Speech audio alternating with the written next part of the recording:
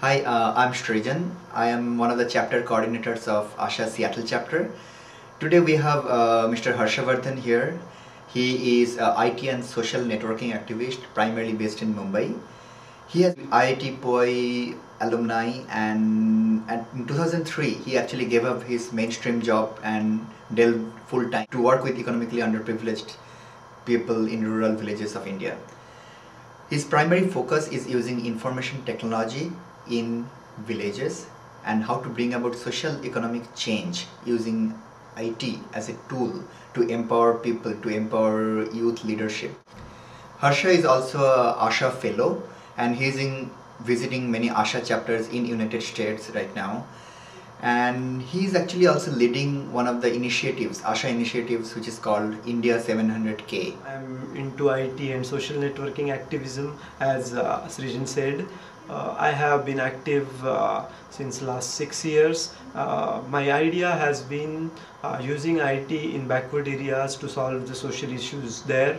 The main issues I have been addressing are education, health, employment, and mainly dealing with everything by bridging the information gaps and creating social networks of youth and creating their knowledge-based leadership, which with certain focus tries directly to address the developmental problems and tries to solve them through collective action. One of our movements has been India 700K.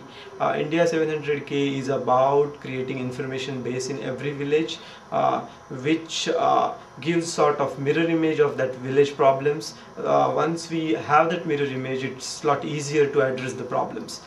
In India, growth story is discussed in corporates, but the trickle down effect is still slow and the real benefits are not reaching to poor.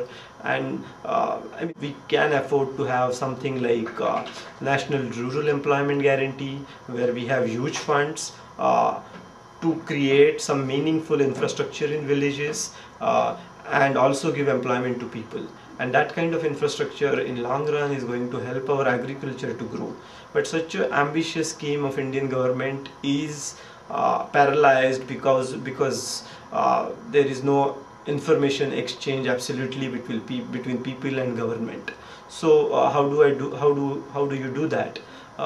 What we tried is we simply collected the database and profiles of unemployed people in village and tried to put them on a village website. So once you have that on a website, the demand of employment in village is sort of known to every stakeholder in the process of implementing NREGS, and the kind of transparency we achieved created a movement amongst the people, and it was a very positive force where people and youth came forward and put their demands to the government, and they were aggressively using IT as an interface to exchange information between government officials who are otherwise not seen anywhere in the villages. So, I mean, IT by itself doesn't mean anything.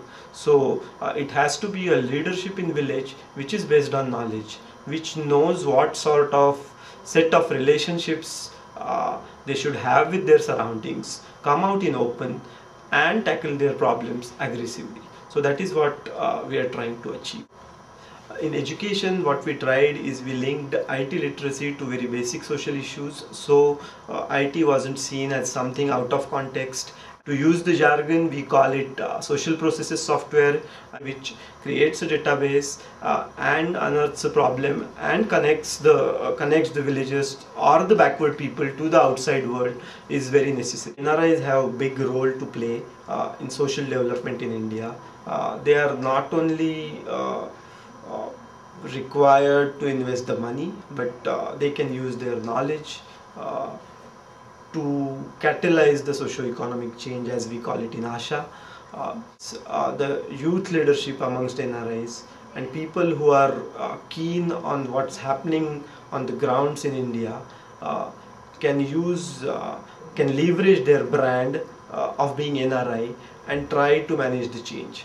So IT professionals by all means are virtual activists, I'll say, and they can foster the change because they understand the dynamics where the things happen in villages. They can think about them, they can simulate, and they can be part of it.